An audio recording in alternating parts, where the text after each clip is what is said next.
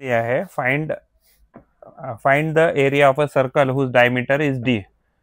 तो एग्जैक्टली ये हमारे पास सर्कल है, तो ये सर्कल में क्या दिया है, तो इस पर्टिकुलर सर्कल में हमें ये जो है तो ये रेडियस दिया है, ये डायमीटर दिया है, तो हमें एरिया निकालना है सर्कल का। तो एग्जैक्टली एरिया ऑफ सर्कल क्या होता है, एरिया ऑफ सर्कल होता है पाई आर स्क्वायर होता है।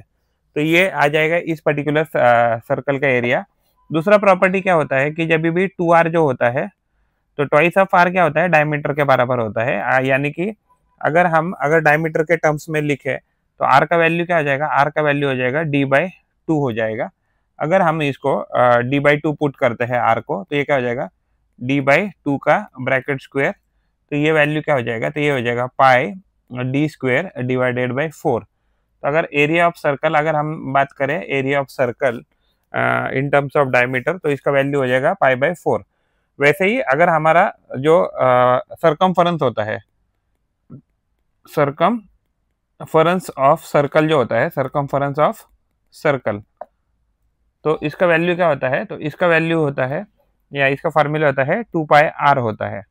एंड टू पाई आर यानी कि हो जाएगा two into pi into r. R तो हमें दिया है, अगर हम डी डी के टर्म्स में लिखते हैं तो टू आर क्या होता है, टू आर होता है डी, यानी कि आर क्या हो जाएगा, तो डी बाई टू हो जाएगा। अगर हम टू इंटू आर की जगह डी बाई टू लिखते हैं तो ये हो जाएगा पाई इंटू ये हो जाएगा डी बाई टू।